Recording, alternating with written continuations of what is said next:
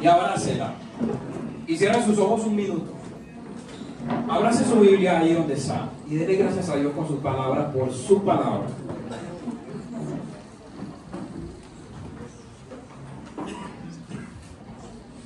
Excelso Dios, en esta mañana estamos felices porque tu palabra, que hoy la tenemos aquí abrazada en nuestro corazón, oh Dios, es la que nos exhorta, es la que nos redarguye, es la que nos lleva a toda verdad, es la que nos limpia de todo pecado, Señor.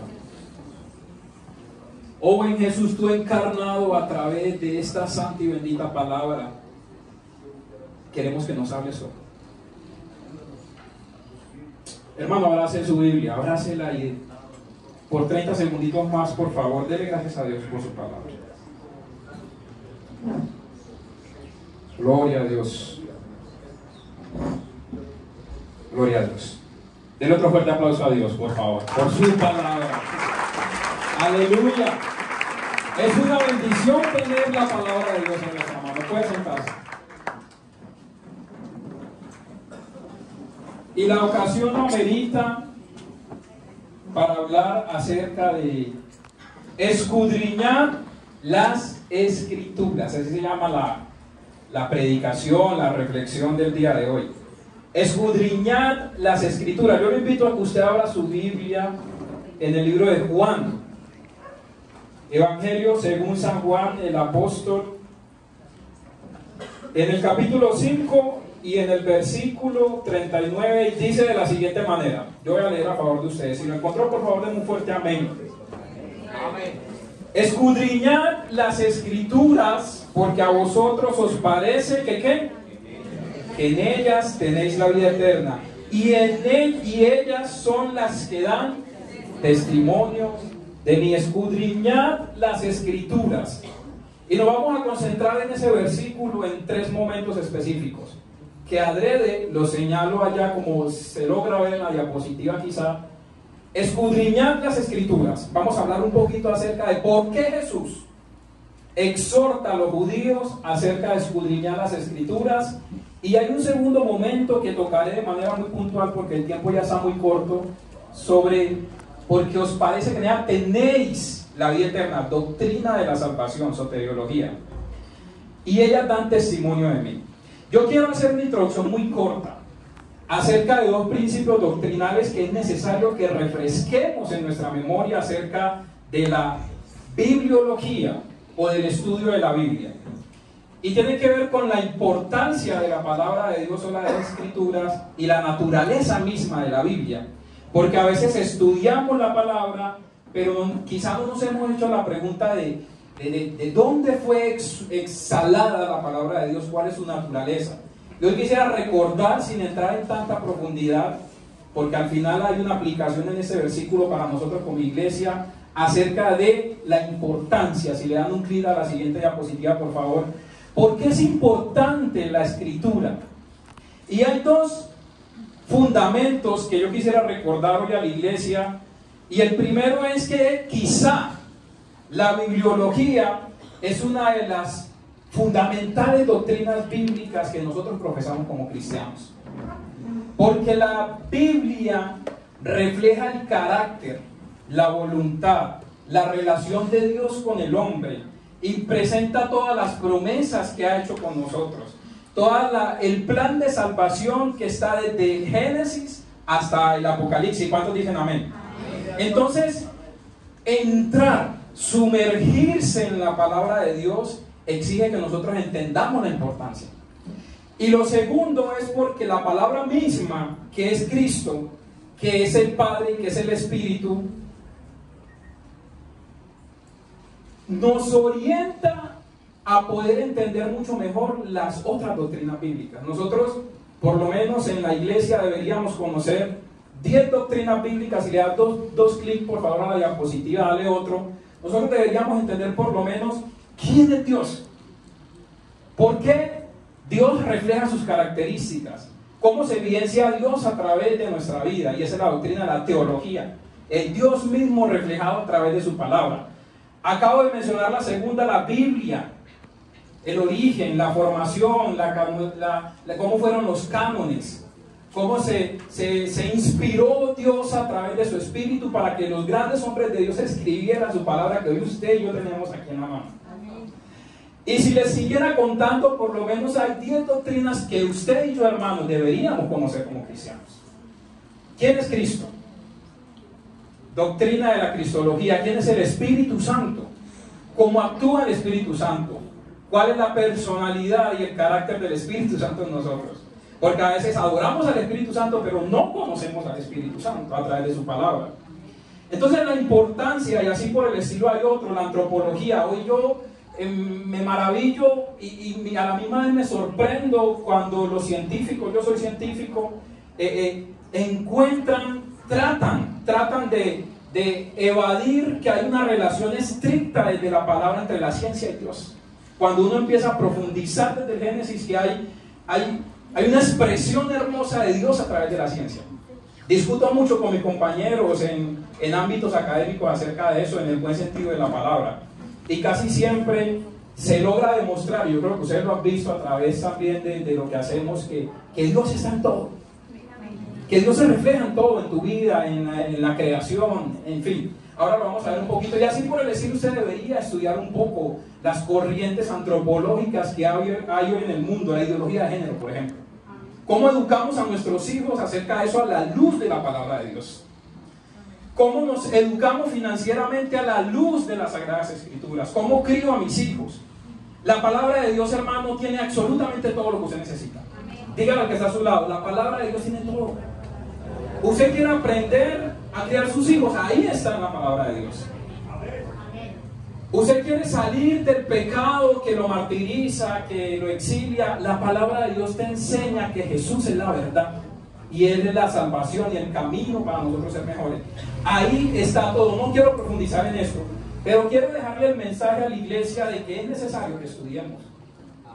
Yo voy a decir algo aquí que lo discutí mucho con los pastores durante mi coordinación en la escuela de formación, y le decía: pastor, este semestre nos toca exigirnos más en el estudio de la palabra de Dios. Y el estudiante que no cumpla condiciones mínimas necesarias no podrá graduarse, porque no estamos hablando de la carrera de medicina, ni de la carrera de derecho, ni de la técnica para estudiar salud ocupacional. Estamos hablando de las Sagradas Escrituras. Y eso debería exigirnos más a profundizar, a escudriñar, a estudiar la palabra de Dios. Yo felicito a los estudiantes que hoy se gradúan, porque cumplieron esos requisitos, y motivo a aquellos que por algún motivo se quedaron a que otro semestre se inscriban. Si usted no pudo terminar el nivel 3, inscríbase en el nivel 3 y hágalo en el segundo semestre, porque nosotros somos la voz de Dios en la tierra. Y si no tomamos la palabra de Dios en serio, entonces ¿quién la va a tomar? Si nosotros somos la vocería de Dios en la tierra. ¿Cuántos dicen amén? Entonces los motivos para que empecemos a profundizar acerca de la importancia y las doctrinas bíblicas necesarias. ¿Quiere aprender? Vincúlese a la escuela, estudie de manera autónoma y empiece a formarse, porque eso nos va a dar madurez espiritual. Amén. Ahora, un segundo punto importante que quiero tocar para ir a la esencia de la reflexión, porque el tiempo no nos da para más. ¿Cuál es la naturaleza de la Biblia? ¿Se ha hecho usted esa pregunta? Y le voy a dar la respuesta, que es muy sencilla. La Biblia es Dios. Fue revelada a nosotros. Y hay dos formas de revelarse que las quiero tocar de manera muy rápida. Pero Dios se revela a nosotros a través de la creación. ¿Cuántos dicen amén? Cuando usted ve un animalito, cuando usted ve un árbol, las estrellas, los astros, los mares, ahí está Dios. Esa es la palabra expresada de manera general para nosotros. Y lo podemos confirmar en el Salmos 19, del versículo 1 al 6. Solo voy a leer el versículo 1. Los cielos cuentan la gloria de quién, y el firmamento anuncia la obra de sus manos. ¿Cuántos dicen gloria a Dios por eso? O sea que cuando a usted le pregunte acerca de Dios, simplemente diga a esa persona: observa todo lo que existe, porque ahí está Dios. Y eso lo podemos evidenciar a través de la revelación general de la palabra de Dios a través de su creación. Pero yo quiero hacer énfasis en una revelación que es más específica, y lo podemos encontrar en Segunda de Timoteo, capítulo 3, un verso muy conocido y amado por nosotros los cristianos. Capítulo 3, verso 16 al 17, y es la revelación especial a través de la palabra misma. Es decir, Dios a través de su palabra se expresa. ¿Cuántos dicen amén? Nos habla. A veces cuando los jóvenes sobre todo me dicen en un momento de crisis emocional por su juego hormonal, porque está pasando de la adolescencia a la juventud, y tienen esos vacíos de pronto de empezar a preguntar, ¿Dios existe? Yo le digo, Dios lo tienes en tus manos, Dios es la palabra misma. Empieza a escudriñarla porque ahí encontrarás la verdad. Amén. Amén. Toda la escritura es inspirada, léanlo conmigo, ¿por quién? ¿Y útil para qué? ¿Para qué más? Para instruir en justicia, a fin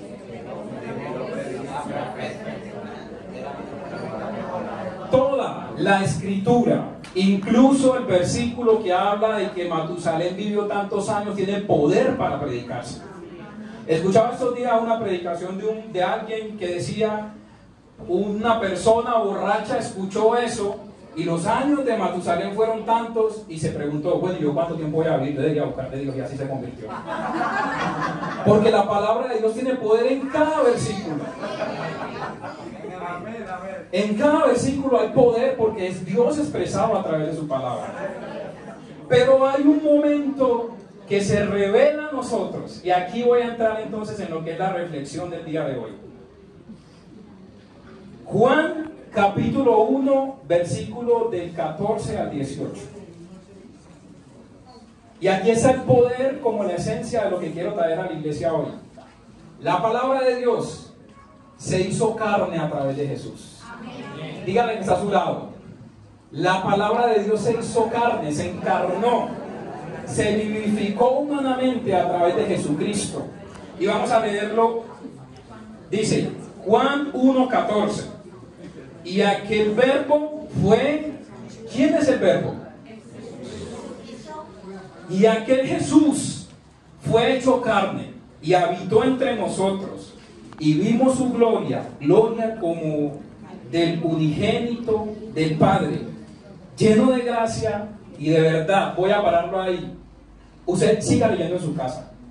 Pero la palabra de Dios se hizo carne a través de Jesús. Eso tiene un poder impresionante, hermano. Ese versículo que estamos aquí tocando acerca de escudriñar las escrituras tiene una profundidad impresionante, que cuando usted se sumerge ahí puede pasar años, meses estudiando y profundizando, y no alcanza el tiempo para eso. Jesús se hizo carne y se expresó en Juan. Ahora, ¿cómo nosotros empezamos entonces a escudriñar la palabra de Dios? Es la pregunta, ¿cierto? Que es la reflexión del día de hoy. ¿Cómo yo escudriño la palabra de Dios?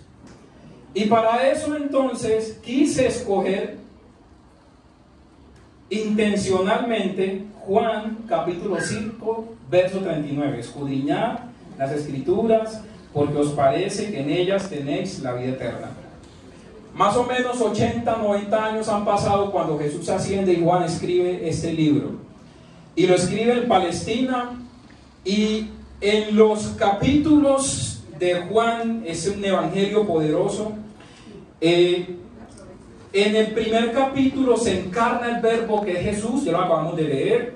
Del capítulo 2 al capítulo 12 Jesús expresa su ministerio y empiezan a haber milagros, obras. Y entre el capítulo 13 y el 17 Jesús empieza a educar a los discípulos. Y al final de los capítulos de Juan se expresan los últimos momentos de Jesús: la crucifixión, la resurrección, la ascensión. Y yo quisiera concentrarme un poquito en el capítulo, lo que pasa en el capítulo 4 y 5, y específicamente en el capítulo 5, el verso 39, porque en el capítulo 4, en el versículo 43, vaya siguiendo conmigo ahí rápido porque el tiempo se va.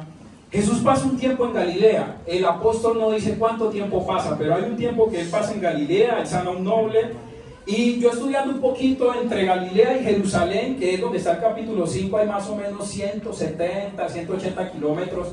A pie en ese tiempo eran 6, 7 días de camino. O sea que entre el capítulo 4 y el capítulo 5 hay varios días. Y en el capítulo 5, que ahí me voy a concentrar esos últimos minutos de la predicación, Jesús da una palabra y dice: escudriñad las Escrituras. Pero eso, ¿cuál es el contexto? Para que luego lo pongamos de manera práctica en nuestros corazones.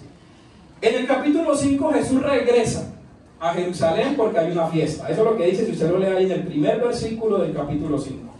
¿Cierto? Pero Jesús, 3 capítulos atrás, había tenido una primera visita a Jerusalén. Capítulo 2, versículos del 13 al 22. ¿Se acuerdan de eso? Que Jesús entra al templo. ¿Y qué hizo Jesús en el templo? Jesús purifica el templo, pero no como yo levanto las manos, Señor, no. El Señor tumba las mesas y empieza a purificar, pero de una manera que es agresiva. Porque se vulnera, se irrespeta el templo. Lo que pasa es que en el capítulo 2 y el 5, Jesús sale a otras ciudades y cuando regresa ya no lo querían tanto. ¿Va conmigo hasta ahí? Y se lo puedo demostrar bíblicamente porque cuando Jesús regresa, dice la palabra que hay la sanación de un enfermo. ¿Sí? Sigan ahí los capítulos, en los versículos por favor, en el capítulo 5. Hay un enfermo en el estanque de Betesda y en el versículo 6, en el versículo 5, dice la palabra que ese enfermo lleva 38 años enfermo allí. 38 años esperando que cuando el ángel bajara al estanque y tocara, él pudiera correr. Pero cuando Jesús le pregunta en el versículo 6, ¿quieres ser sano? Él le da la explicación de por qué no es sano. Y ahí por eso es que algunos comentaristas bíblicos atribuyen que la enfermedad de él es una parálisis. Entonces hablan del paralítico, aunque la palabra habla de un enfermo. Y Jesús lo sana en el versículo 8. Jesús en el versículo 9 le dice: toma tu lecho, eres sano, vete, anda. 38, imagínate, póngase usted en el lugar de ese enfermo, hermano, un momento, por unos segundos. Usted está allí con una enfermedad que le permite movilizarse y llega un buen Jesús. Llega un buen Jesús. Aquí está el poder, aquí está la esencia de la prédica hoy. Y le pregunta: ¿quieres ser sano? ¿Usted qué respondería? Pues 38 años enfermo. Y llega alguien que me dice, pero él le da la explicación de por qué no puede ser sano, y Jesús lo sana. Dígale que está a su lado: Jesús sana. Jesús salva. Pero en el versículo 18, como ya venían molestos, porque unos días atrás, unos meses atrás, les había entrado al templo y se los había esculcado, los judíos estaban molestos y procuraban matarle, dice la palabra de Dios, ahí en el verso 18. Capítulo 5, verso 18 dice: procuraban matar a Jesús. Y en el versículo del 19 al 47 está este versículo que escogí, o que Dios puso en mi corazón para hablar a la iglesia hoy. Escudriña. Jesús empieza a mostrar su autoridad espiritual y empieza a decirle: listo, usted me quiere matar, pero es que yo provengo del Padre y las palabras del Padre yo hablo. Y si el Padre trabaja, porque la discusión era que Jesús había sanado en el día de reposo. ¿Van conmigo hasta ahí? Y en el día de reposo, en la tradición judía, no se podía hacer eso que Jesús hizo. Y me encanta porque ahí en uno de los versículos Jesús le dice: si el Padre trabaja, yo trabajo. A mí no me interesa que sea día de reposo o no. Y esas son como las características, los versículos que nosotros debemos empezar a escudriñar. A mí me alegra tanto cuando veo a los muchachos, por ejemplo, explicando la diferencia entre los mormones, entre los testigos de Jehová. Cuando Esteban y Laura, por ejemplo, y su equipo explicaban acerca de la angelología, la diferencia, los ángeles caídos, yo me sentía emocionado por dentro. Los muchachos quizás no me vieron, pero yo después me tuve que salir un momento al baño a llorar, porque decía: gloria a Dios. Gloria a Dios que estamos estudiando la palabra, estamos estudiando a Cristo, estamos estudiando el Espíritu Santo, las doctrinas que les mostraba ahorita. Jesús sabía eso. Y Jesús le dice, cuando uno empieza a estudiar un poquito más el detalle de por qué Jesús hablaba de eso, y es que los principales, los doctos de la ley, algunos atribuyen a que los fariseos eran los que representaban en ese momento, cuestionan a Jesús porque cubren el día de reposo y porque le dicen, toma tu lecho. Que ahí también hay una profundidad interesante. Cuando uno se remonta por allá a Nehemías, a la Torá, no se podía cargar el día de reposo. Según la ley, según la Torá, no se podía, pero Jesús lo hace. Y entonces empieza a dar justificación y le dice, escudriñad las Escrituras. Primer punto de la predicación hoy para que lo pongamos en práctica. Escudriñar las Escrituras. Y la pregunta que suscita es, ¿por qué Jesús manda escudriñar las Escrituras? Alguien que se sabe las Escrituras. ¿Aló? Sí. ¿Dónde está? Por acá está el otro. Ahí sí, ahí sí. ¿Por qué Jesús le dice a los judíos escudriñar las Escrituras si ellos se sabían la Torá de memoria? ¿Se han preguntado eso? ¿Por qué le dice escudriñar? Porque escudriñar, y aquí está la primera píldora de lo que el Señor quiere hablarnos hoy a nosotros, porque escudriñar no es el conocimiento. Hay gente que tiene mucho conocimiento pero que no lo pone en práctica. El médico sabe que la nicotina a través del consumo de tabaco, que el alcohol es malo, y usted ve a médicos que son fumadores y bebedores. Lo que pasa es que Jesús lo que quería, iglesia, y aquí va de nuevo la primera píldora para nosotros hoy, es que no es que usted se aprenda la Biblia, es que usted tenga una relación con Dios a través de la Biblia. ¿Me están escuchando lo que le quiero decir? El Señor quiere que nosotros nos adentremos, tengamos una relación profunda con el Padre, con Jesús y con el Espíritu Santo. Y que cuando yo me aprenda un versículo, esos versículos que son tradicionales que le enseñan a uno en la escuela dominicales, no les tocó a ustedes, Jehová es mi pastor y nada me faltará, Salmo 23:1, eso se haga carne en mi vida. Y que cuando yo esté pasando por el valle de sombra y de muerte, Jehová es mi pastor y nada me faltará. Eso es escudriñar las Escrituras. Y hago un llamado para la iglesia hoy a que nos sumerjamos, iglesia. Somos muy laxos. Leemos la Biblia una vez a la semana, los domingos que venimos a la iglesia. Y el Señor hoy nos dice, escudriñen las Escrituras.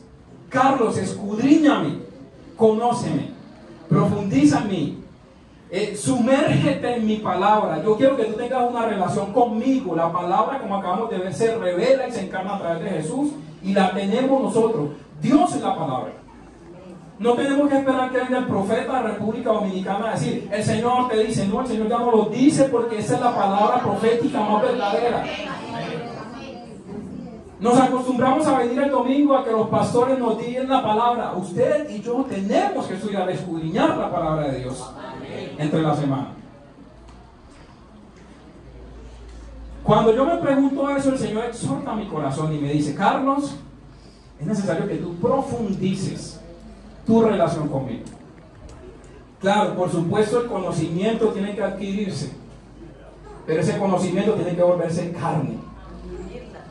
¿Amén o no amén? Amén. Primer punto, escudriñe las Escrituras. Y tiene dos esencias. Estudia la palabra. Tienen que leer, iglesia, la palabra de Dios. Porque en la palabra de Dios usted encuentra el espejo que es Cristo. Cuando empiezan las discusiones doctrinales, de pronto yo siempre lo que digo es, alguien que está disperso, que tiene dudas, yo le digo, escudriña la palabra de Dios, porque ahí está la revelación de Dios. Es el mejor consejo que podemos dar como cristianos. El segundo punto, porque ya la dominical se acabó, son las 10:45. En ellas tenéis la vida eterna. Habían dos conceptos que los judíos tenían arraigados, y es que ellos pensaban que con el estudio de la Torá y los profetas y la adherencia de eso en el conocimiento intelectual, pero no en el corazón, no el corazón cardia, sino el espíritu, la esencia, el soplo de vida, ellos pensaban que iban a ser salvos. Pero ellos tenían la salvación al frente, Jesús.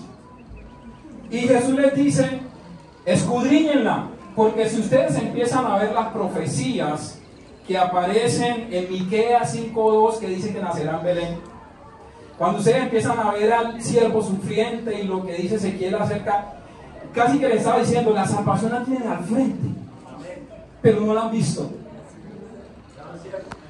Ahí la tienen. Doctrina de la soteriología, principios fundamentales, doctrina de la salvación. Destituidos estábamos de la gloria de Dios. Usted y yo éramos pecadores, fornicarios, pornógrafos, mentirosos, malapagas, y Jesús nos rescató, porque Él paga el precio y nos justifica. Yo no sé si ustedes me entienden lo que les estoy diciendo, pero hay muchísima profundidad en eso que el Señor les está diciendo. Aquí tienen la vida eterna. Yo pagué, en ese momento Él todavía iba apenas a pagar, pero hoy ya nosotros podemos decir, Él pagó en la cruz por nosotros, que estábamos destituidos de la gloria de Dios. Y el Padre, que era el que estaba emitiendo el juicio a través de un acusador, que es Satanás, que sigue acusándonos delante del Padre, el Señor lo reprenda, no tiene nada que hacer porque Jesús intermedia por nosotros. Jesús les estaba diciendo en ese momento, yo soy la vida eterna. Y se lo recuerda más adelante y le dice, yo soy la verdad. Y yo, en el libro de Juan hay 7 yo sois. Yo soy el camino, yo soy la verdad, yo soy la vid verdadera. Y al final ellas dan testimonio de mí. La palabra de Dios da testimonio de mí. Juan capítulo 6 verso 35 dice, yo soy el pan de vida. Juan capítulo 8 versículo 12 y 9 al 5 dice, yo soy la luz del mundo. Yo soy la puerta, yo soy el buen pastor, yo soy la resurrección y la vida, yo soy el camino, la verdad y la vida, y nadie viene al Padre si no es por mí. Voy a terminar haciéndole una pregunta a los convertidos y que profesan hoy el Evangelio. ¿Usted cómo actúa? ¿Como los judíos o como el que fue sano? Porque a veces actuamos como los judíos. En vez de disfrutar la sanación de Jesús en la vida de otros, empezamos a buscar la caída de Jesús y a criticar al hermano que está creciendo y que tiene una llama avivada porque recién convertido, así, ay, pegado. Y procuramos matar a Jesús y lo matamos día a día con nuestros actos, siendo cristianos. No estoy hablando con los que no son convertidos, hablo con los que son cristianos, son bautizados, y les hago esa pregunta hoy para ir cerrando. ¿Usted cómo actúa? ¿Como el judío que presenta el capítulo de Juan o como el sano que cogió su lecho y andó?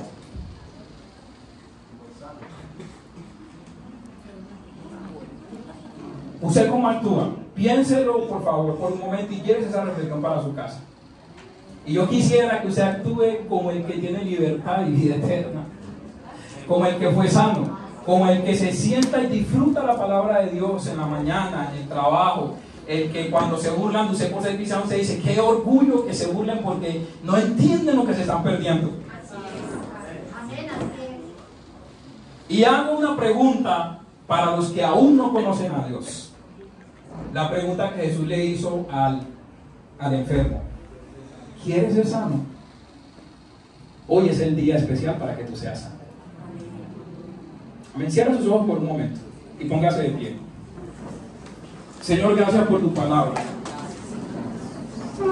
Enséñanos, Señor, a escudriñarte. Enséñanos a vivirte, Dios. Enséñanos, Señor, a que tu palabra de verdad se haga carne en nuestro corazón. Hable con Dios por un momento allí con sus ojos cerrados. Iglesia, escudriñemos las Escrituras porque ahí está la vida eterna, ahí está Jesús encarnado. A los que no conocen a Dios, les repito la pregunta. ¿Usted quiere ser sano de todo pecado, de todo lo que te aparta, de esas maldiciones generacionales? Hoy te invito a que aceptes a Jesús en tu corazón. Y si lo quieres hacer, por favor, donde estás, levanta tu mano y dice, yo quiero ser sano espiritual, físicamente. Y levante su mano allí y dígale, yo lo quiero hacer, yo quiero ser sano. Yo quiero ser sano, yo quiero ser sano. Señor, bendice la iglesia. Y que esa palabra, esa reflexión, se incruste en nuestro corazón, Señor, y haga un eco especial en nosotros. En Cristo Jesús. Amén.